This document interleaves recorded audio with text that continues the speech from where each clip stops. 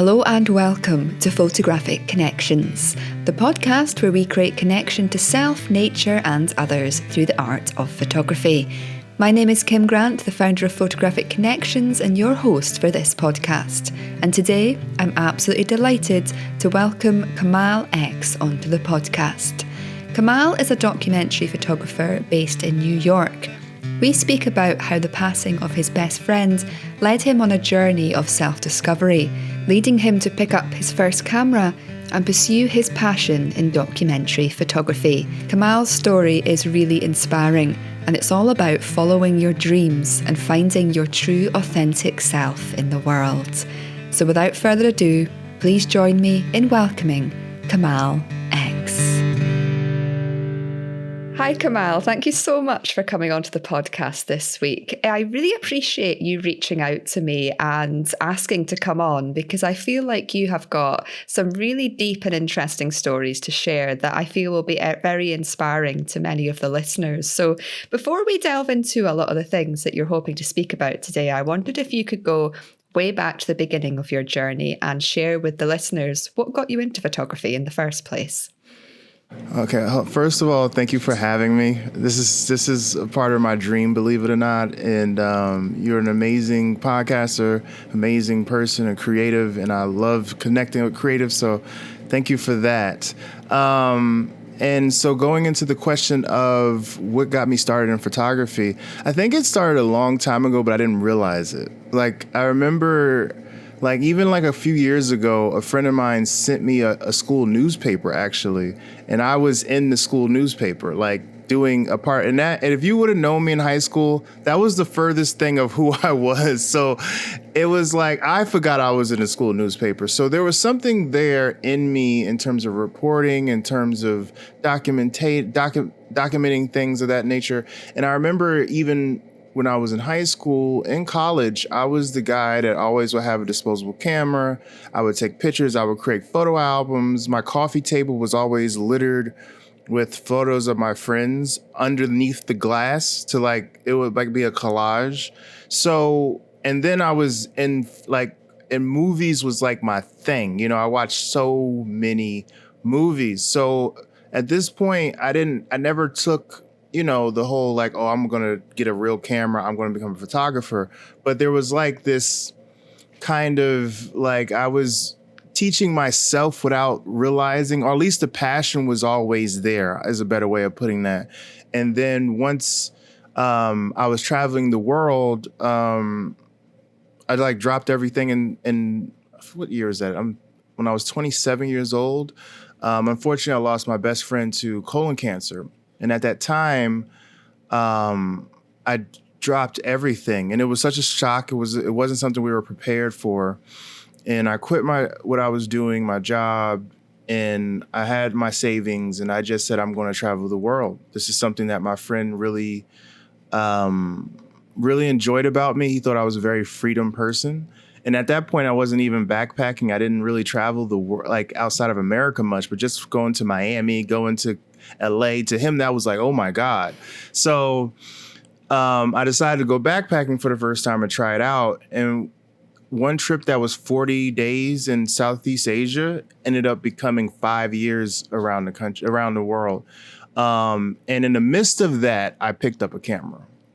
I was in Ecuador, actually, and we were camping on a volcano, and two friends that I just met were like, hey, what do you shoot with? And at that point, I didn't even know what that meant. I was like, shoot with? What are you talking about?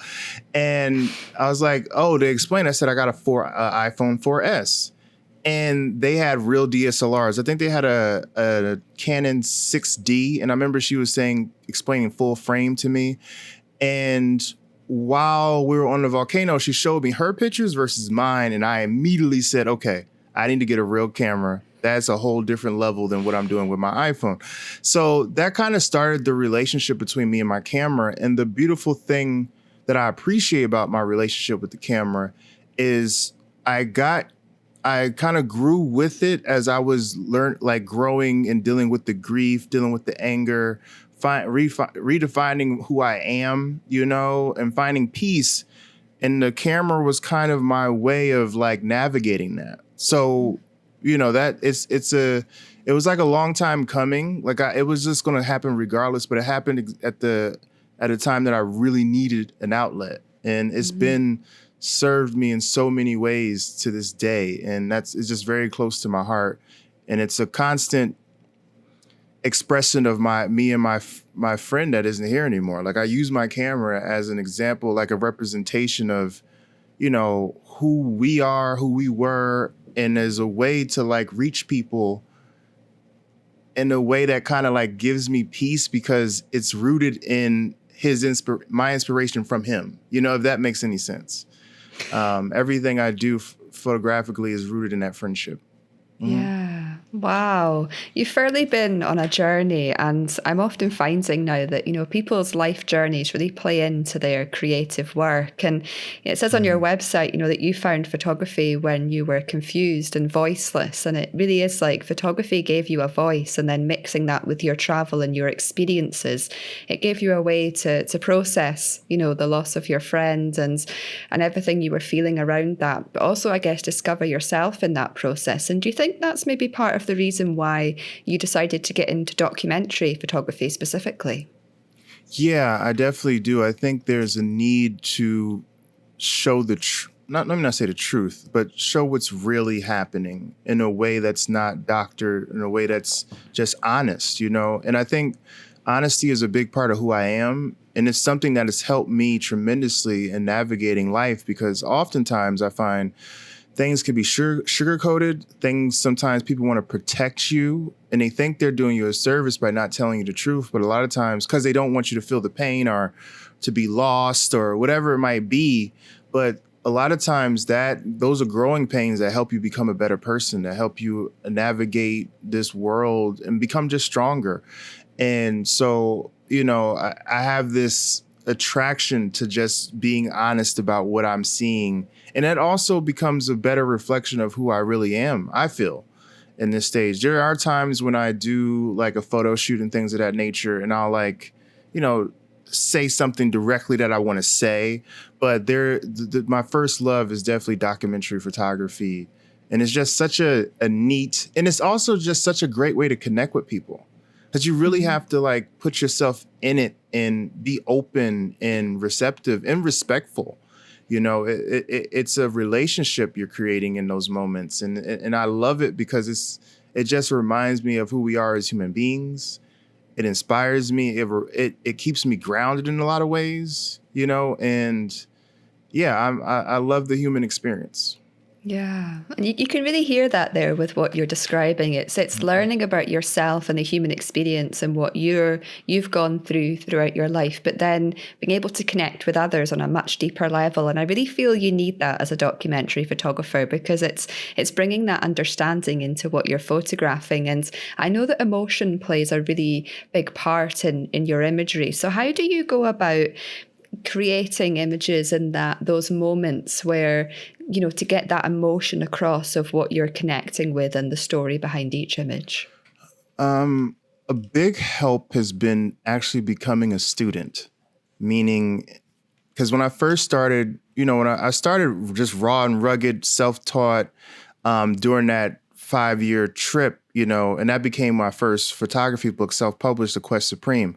And that was like literally learning photography on my own, just as I'm traveling, and then that was a great success. And I was very thankful for that. But I also knew when that was over, I needed to push myself further, and how I did that was I just sunk deep into the knowledge of like buying so many photography books, finding like some of I would call them the OGs, or photographers older than me or that aren't here anymore, that set the landscape, that showed us, that has done it at a high level, and just really studied the photography in a deep way before I went back and started shooting again.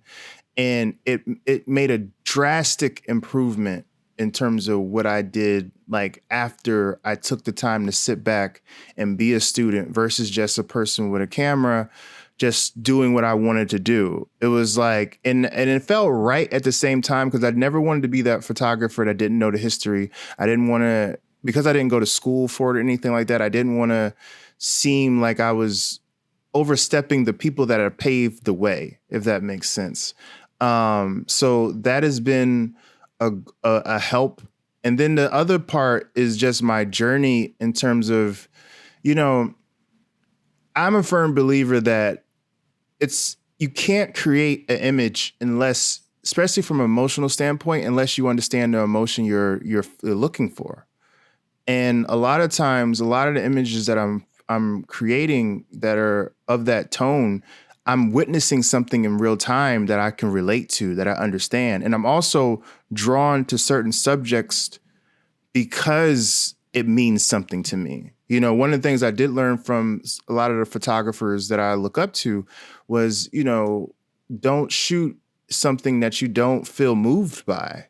You know, like, why take that picture if it doesn't mean anything to you? Just to fill up your SD card and have all this space on your computer of stuff that you're not going to like really show or do. Like, so that has helped me tremendously too. Like, there's a lot of times I'll be out and people are like, why are you not taking pictures? You're a photographer. I'm like, I'm not moved. You know, like, I'm not going to take that picture unless I see something that invokes something in me. And I think that's why photography is a beautiful mirror. And there's an opportunity to actually get to know yourself, because you start to think like, why is it, you know, as you look at your work, you can understand what drew you to that and what emotions and where it took you in a certain space. So yeah, it's a very personal experience for me.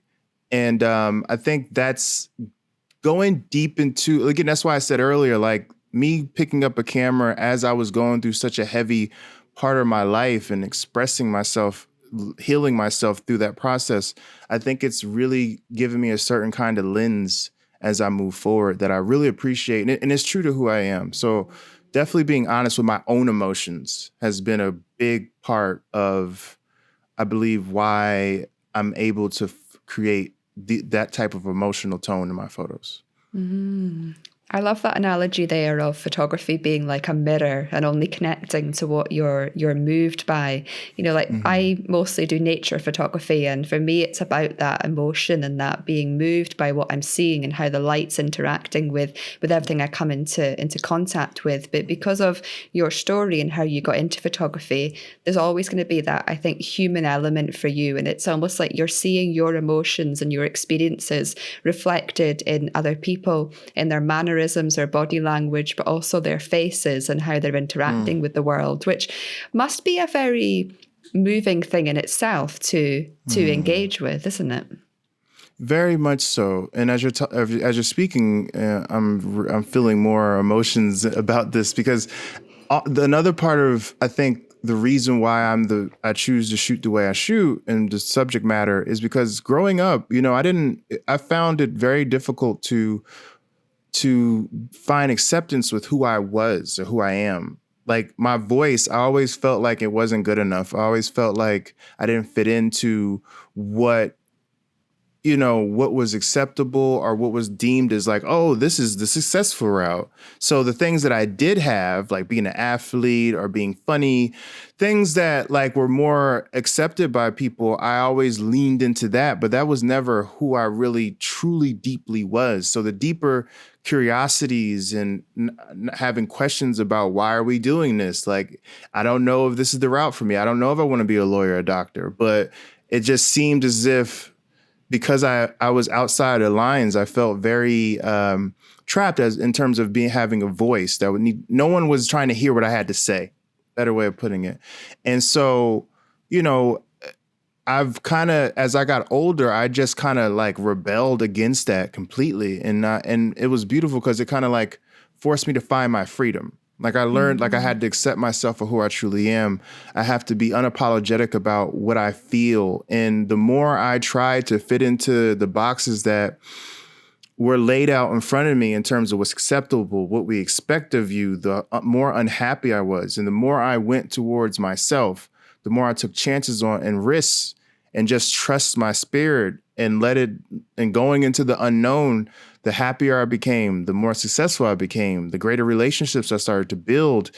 And I think that's another reason why I love photography, because it gives me an avenue to just say exactly how I feel and show what I see unapologetically. Like, and the other thing I love about photography is like, if you create an image, you know, that image stands on its own. No one necessarily knows the face behind it. And it's not even necessarily about that. It's about that image. It lives on its own. And that's also another beautiful thing, because sometimes I feel we get too caught up in who's the creator and the politics of that. And sometimes it can be a big name photographer and people may not like the photo, but because the name is there, you go, oh, I'm supposed to like this, versus being honest about what you're seeing. Do you like it? Does it bring you anywhere? And I love the fact that photography kind of levels the playing field in a lot of ways. If something is good, it's good.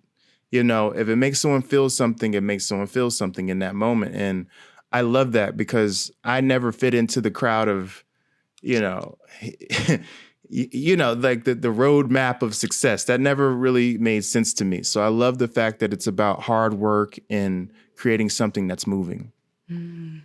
I love that you've been true to yourself and managed to get away from that and find your own voice in the world. You know, it's funny, this podcast, I find I get as much out of it as anybody. And what you've just described there has really been reflected back to me. You know, I began my working life as a nurse, and there was many reasons why I gave up nursing.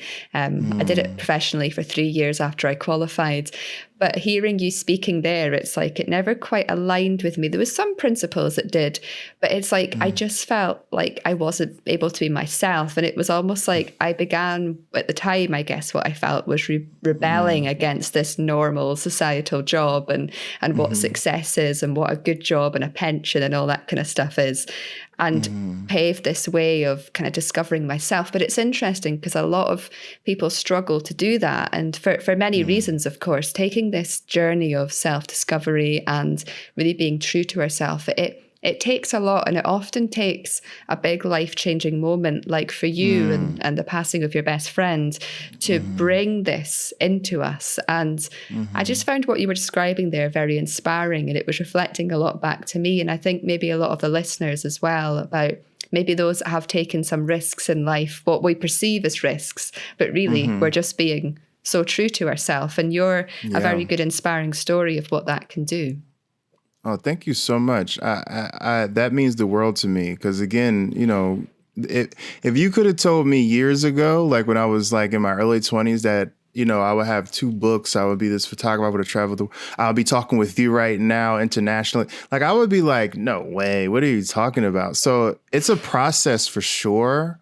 And I'm still definitely in the midst of it, you know. I'm still, and that's what I love. Also, you're never done, but it's just like you never know what's possible when you continue to grow and continue to, because it's not an overnight thing. It's not like, oh, I'm going to do this now and my passion, so it's going to happen for me. It's like you have to like come up with a plan. You have to like really do the work and really like learn and be a student and be okay with messing up and get back up again and get back up again and get back up again. And it's like, if the love is there, you'll find a way. I truly believe that. If the love is there and you really love it and it's something that's important to you, it means something to you, you'll find a way to create your space or your path for sure. I love that. If the love is there, you can get there. And I also love it when people say the best thing you can do in life is to make friends with failure, because really there's no such thing as failure. But when we do, you know, make these mistakes or have these failures, we have a choice in that moment. We either let it consume us and we stop, or we're like, do you know what? I'm going to keep going. I'm going to try another way, and I'm going to keep following my heart, because I guess in life, you know, that's the route to being our true authentic selves. And I know in your work that compassion and honesty is so incredibly important. So how do you bring that into the images you create and the people you're connecting with through your imagery? I think it's similar to the student, speaking about being a student. I think I sit, honestly, before I pick up the camera, I'm already having a conversation with myself about what I want to do. What is the vision? What is the goal? I write a lot of stuff out. I visualize a lot. Like I kind of see the images before I even take them. And that's been something, I don't know, that kind of just happened. I don't know. I started, and then I started realizing like when I did that, I would actually go into the world and these photos, I would see a moment. I'm like, oh, that's kind of what I saw.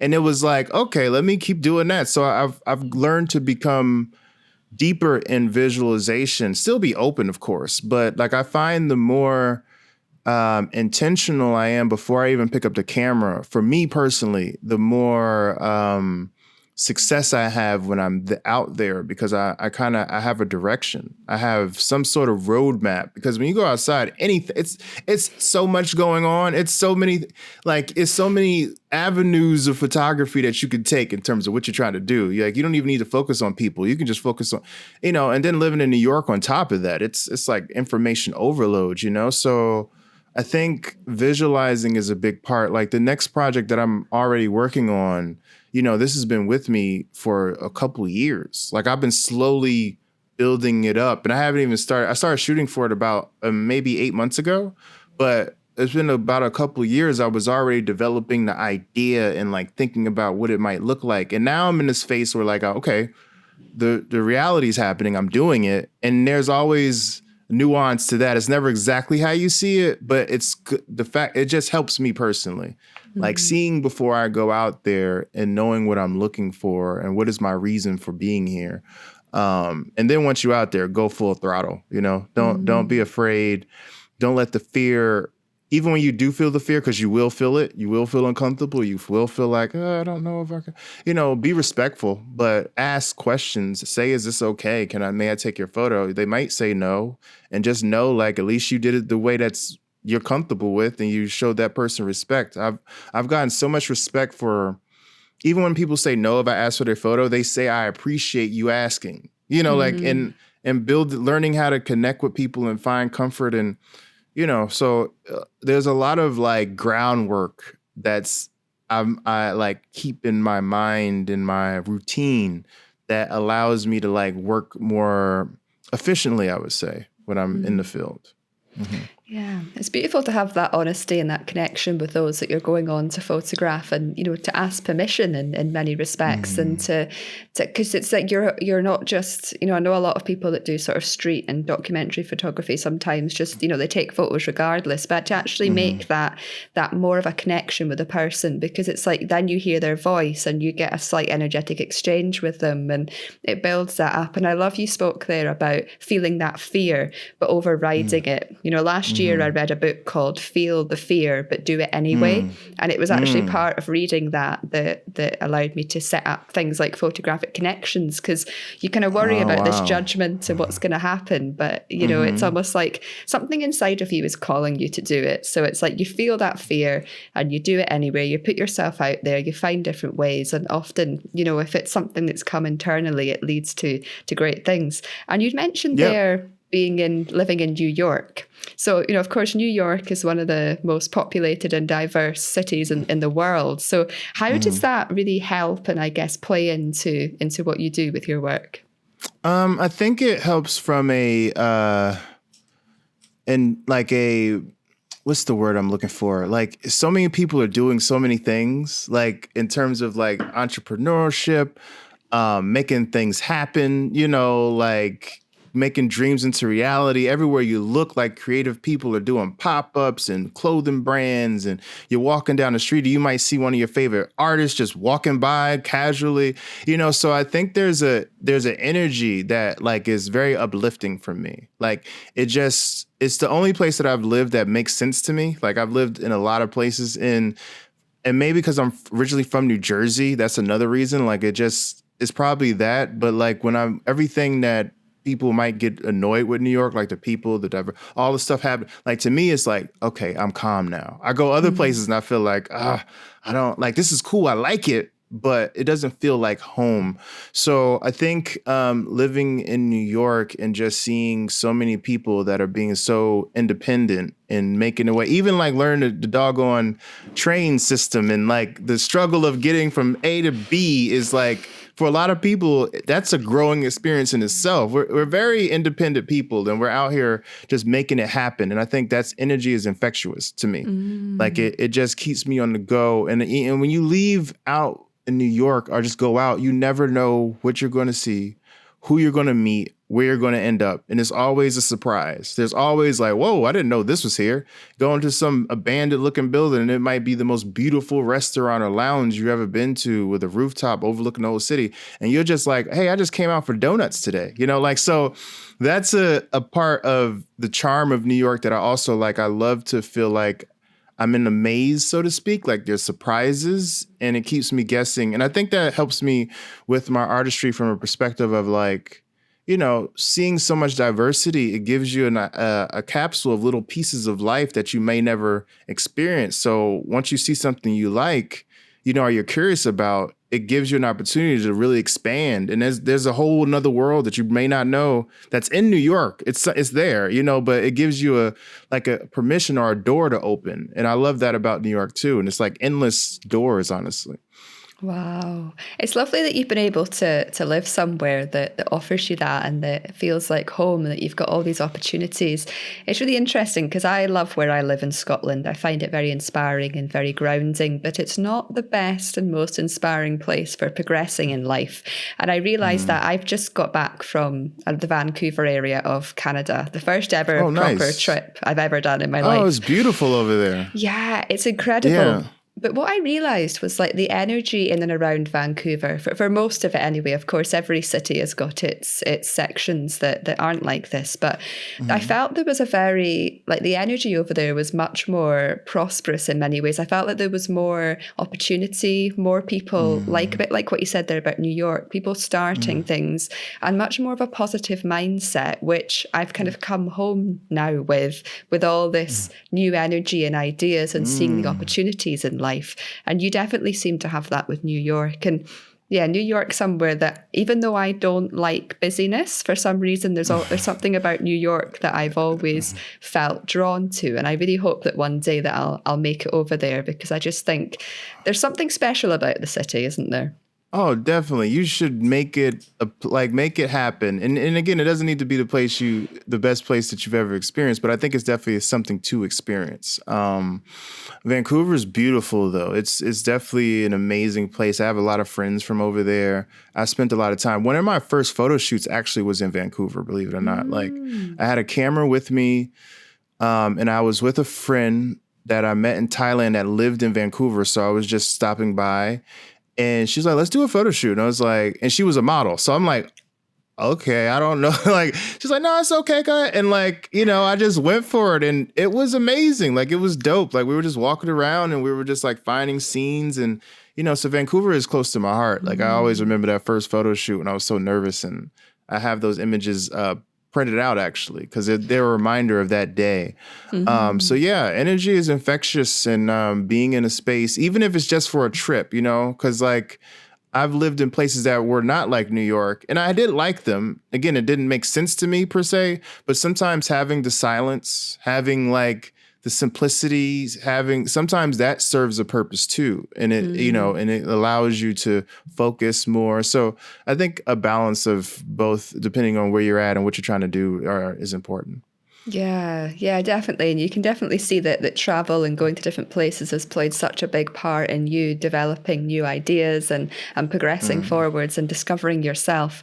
I wondered if we could speak a little bit now about your book that's just about to come out. It's called Black Astronaut, and it's also says the stars belong to the people, which I love. I love that sentence. Oh, awesome. So awesome. I wondered if you could explain a little bit about this project and what led you to create this book.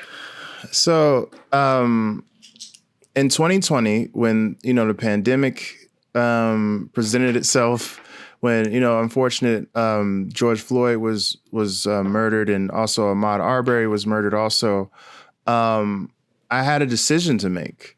I was in Oakland at that time. I only lived there for 4 months before the pandemic hit. So I'm still very new. And I was, so when lockdowns happened, I didn't have any friends to hang out with that I trusted enough that would even let me come over to hang out. Like I was very isolated, and I was extremely afraid of COVID. Like I just, for some reason, my caution level was higher than a lot of people. I think because I'm a bigger person.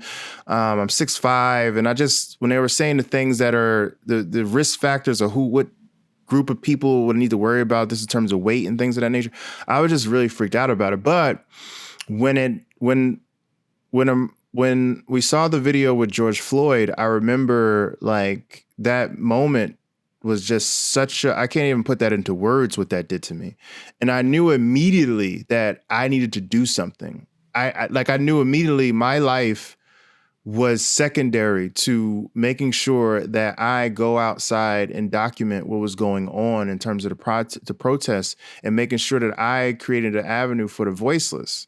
Because of what I was seeing on television, the images that I saw with like Ahmaud Arbery and things of that nature, like I didn't, like, they just seemed like they were so caught up in the rage, but I didn't see like the love. I didn't see the compassion. I didn't see the grief. I didn't see that. I saw like just burning buildings and burning and burning. And I'm like, there's no way that's what's going on outside. So again, for all the people that in my mind, like, that have been murdered or abused by the police system unfairly, I just felt like it was up to me it was my turn to do something. Like, I'm here, I have a camera.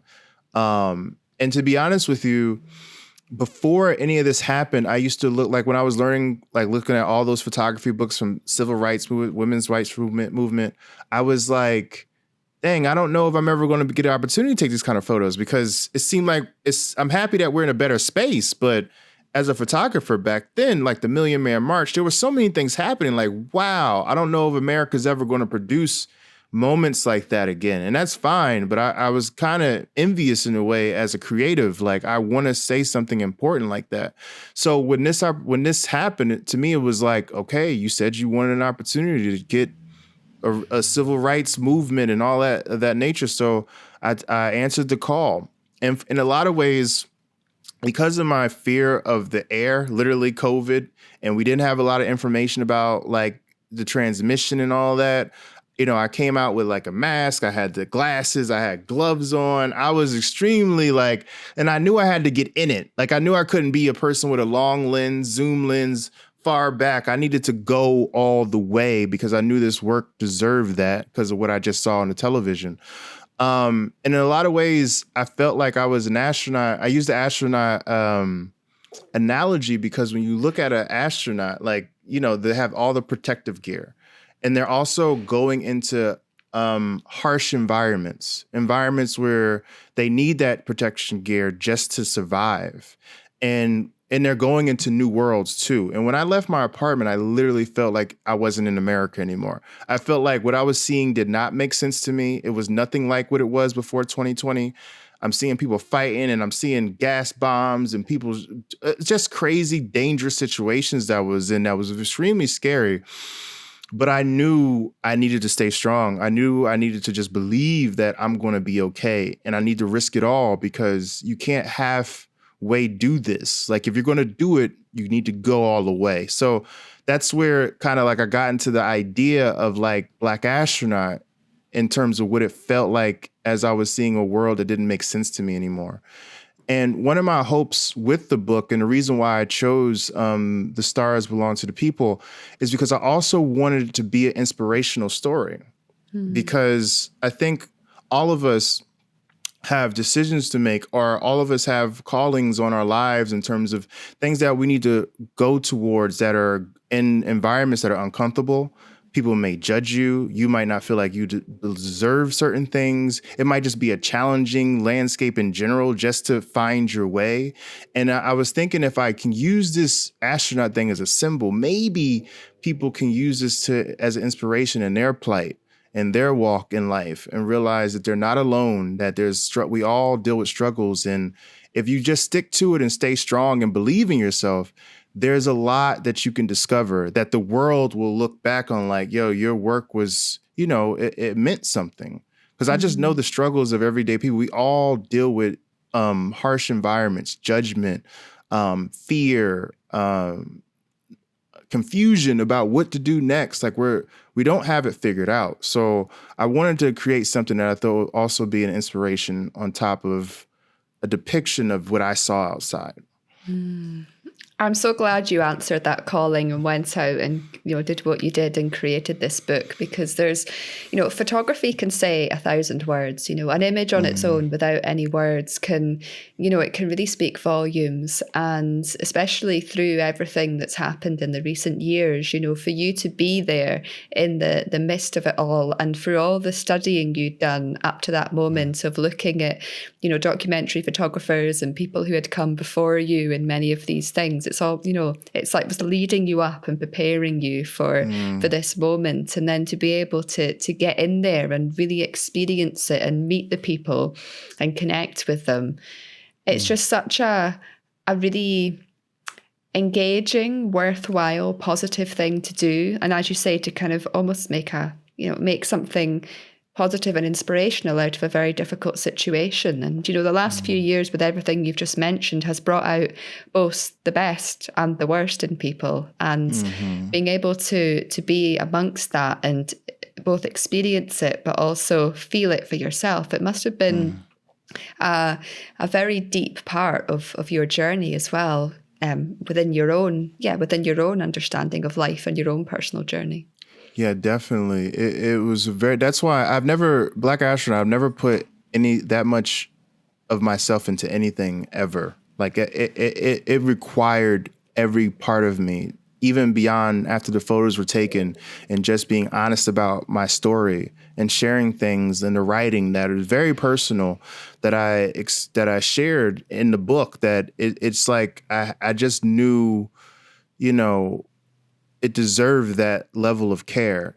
And it's something that, that was a time, we're in a moment in life right now that we don't know, like, this is brand new. No one understands with technology, with all this stuff we're just trying to figure this thing out. So with the time I do have here, it's like, I want to make it count, and because of that, it has become being a very healing thing, but it's also been tough, because there's moments when I was taking some of those photos and I had to break down and start crying, because it wasn't like I'm a Black man, so like I'm a part of this. I should be yelling just like the people I'm taking, and I am yelling. There's points when I'm yelling and I'm taking pictures. Like, it was just such a, there were just some very eye-opening and emotional moments, I would say, that I've never experienced either until that. And those are other things that I think inspired me to push in terms of being so honest in the book, because as I was shooting, it was such an emotional experience. And I was out there every day, every night, traveling through America, with the whole, and I just remember how crazy it was checking in the hotels and them having to wipe everything down. It was just such a, I don't know, I'm in the unknown. And again, that's why the concept of Black Astronaut and the imagery I use is like, it just felt like you're out here. You're just out here. There's nothing you can really leech on to that tells you this is the way to go. I was out there just figuring it out, and I didn't even know it would be a book. I was just trusting my heart and doing what I felt was right.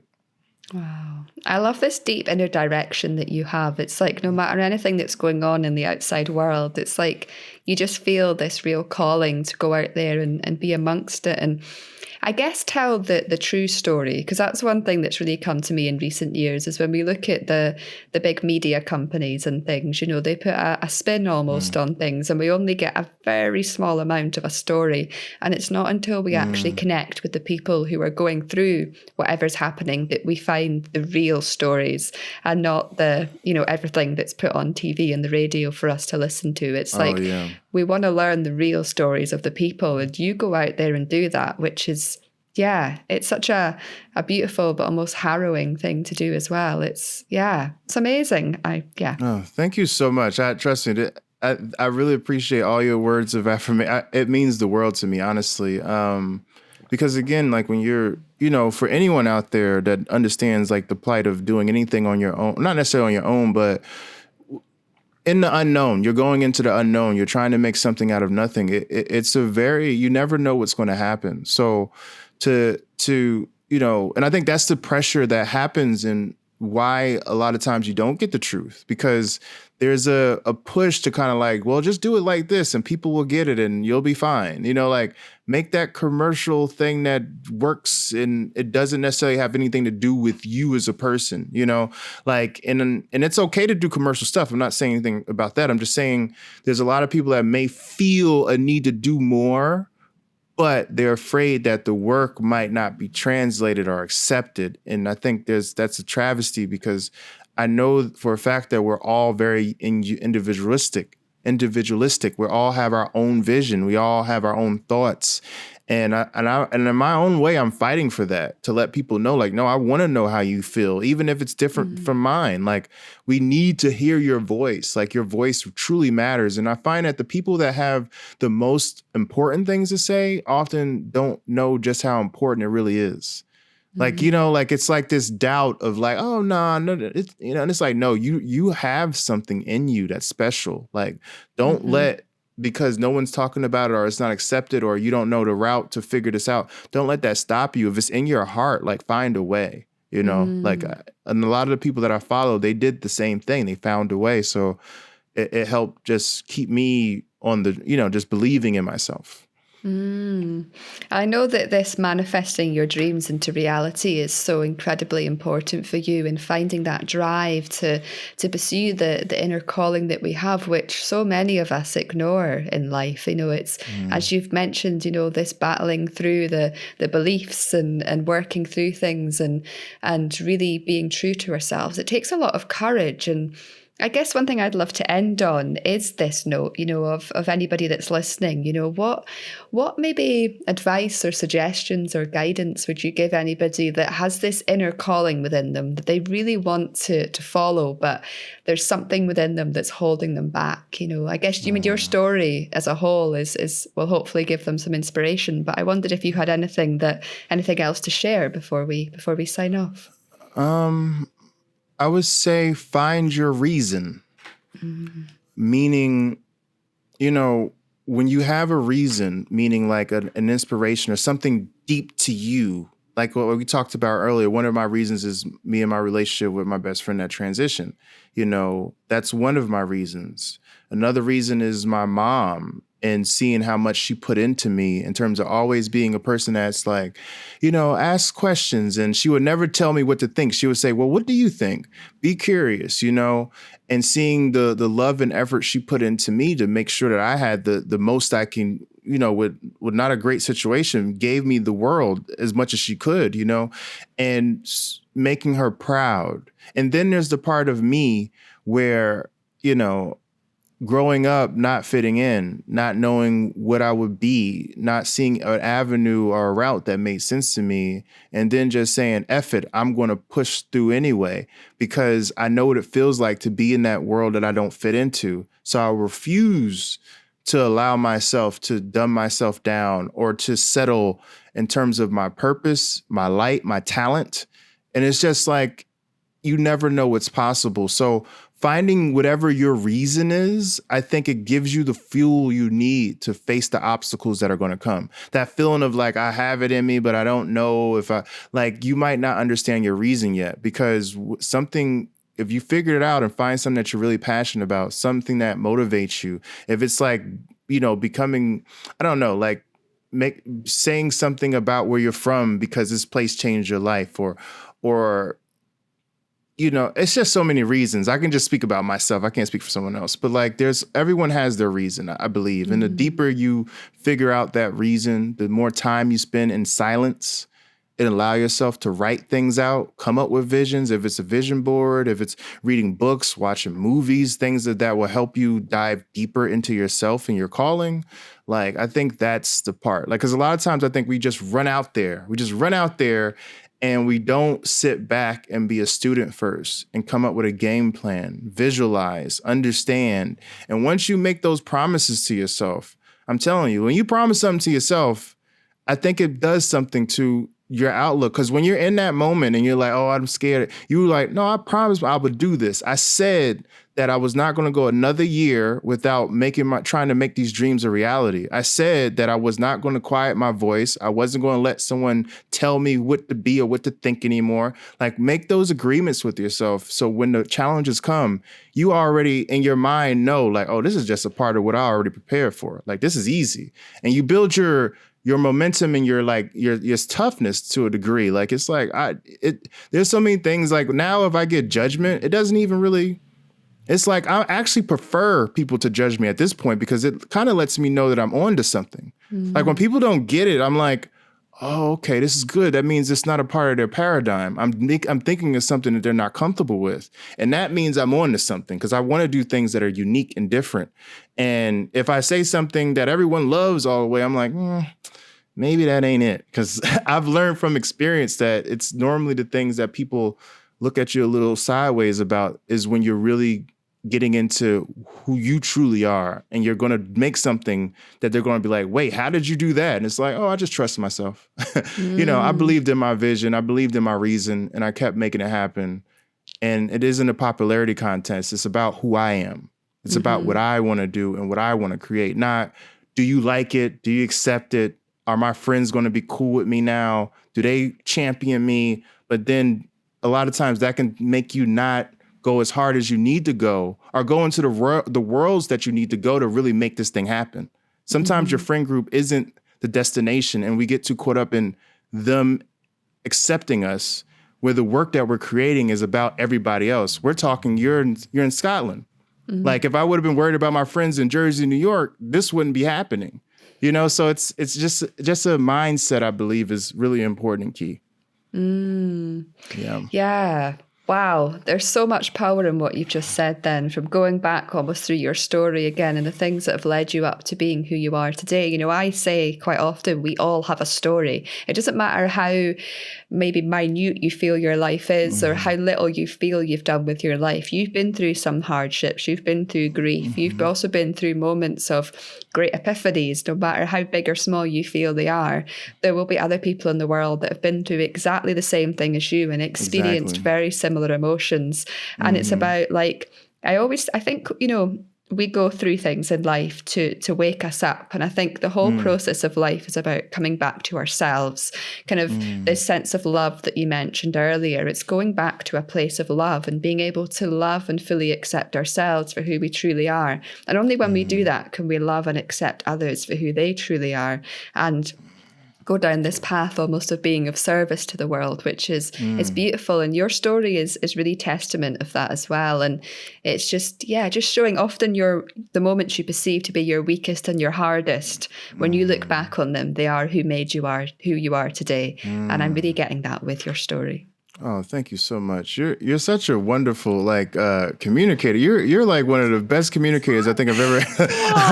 Thank you. You're really, really it's amazing. I can't wait to hear this again. Like, you're questioning your thoughts and everything. I really appreciate it, because it really reaches me, and it means something to me. And I'm just thankful for this moment. And again, like, thing you just said about those dark moments being the things that, like, that's so true. Because a lot of times when we're in that, we don't think about that because we're in it, but staying strong and just keeping the faith and pushing through, you just never know what's on the other side of that, like, don't give up. Don't give up. Don't give up too easy. Don't believe in it. You just never know. You really don't. Gosh, I've got to say, I don't want this conversation to end. I feel there's still so many more avenues we could explore and so much we could say. But, it's truly been such an honor to connect with you. And I want to thank you again for reaching out to me and asking to come on the podcast, because, I would never have found you otherwise. And you've said some incredible things today and shared some beautiful stories. And it's meant the world to me, and I'm sure to many listeners as well. So for anybody who has resonated with your story and would maybe even like to purchase your book when it's released, where can they go to find you and the book? You can go to Amazon is the best way right now. If you search in Black Astronaut or Kamal X, it pops up. It's me on the cover with a big yellow X on the front of it. I designed all of it. I'm so proud of the design work because I was able to do that. That's the best way. You can also, all my links in terms of trying to find my Instagram or just connect with me through email is iamkamalx.com. Kamal, spelled Kamal, just the letter X.com, and everything is there. And any support goes a long way. I appreciate the time and space you created. This has been an awesome experience, and I hope to connect with people. That's what I'm all about. I love the connecting part of and just keeping us together and inspiring and just listening and hearing and just learning. And I think that's something that you're creating with this platform. So I'm happy to be a part of it. For sure. Oh, thank you. And I will put a link to everything that you've just mentioned in the show notes below for anybody who'd like to check things out. So yeah, thank you once again. It's been an absolute pleasure. Thank you so much for taking the time to listen to this week's podcast. It really does mean the world to me. I've got some very exciting news linked to Photographic Connections. Firstly, our online community has now moved on to Mighty Networks, allowing us to have a much more immersive and connected experience. Community members have been loving it so far, and if you've been swithering about whether to join the community, maybe now that we're on a more immersive platform, it may be of interest to you. And the second exciting news is that in 2024, Photographic Connections is going to be hosting some in-person events in the northeast of Scotland. I recently trialled an immersive photography weekend with some of our community members, and it went so well that I'm looking to create a whole programme of immersive photography weekends for 2024. So if this is something that may be of interest to you, you can sign up to our newsletter at photographicconnections.com. Community members will be the first to find out of proposed dates, with newsletter subscribers being next. So if you feel this may be something of interest to you, sign up to the newsletter now to ensure that you don't miss the announcement. And now that this podcast has come to an end, there's only one thing left for you to do. It's time to pick up your camera and head outdoors. There's so many incredible photographic opportunities just waiting for you to discover.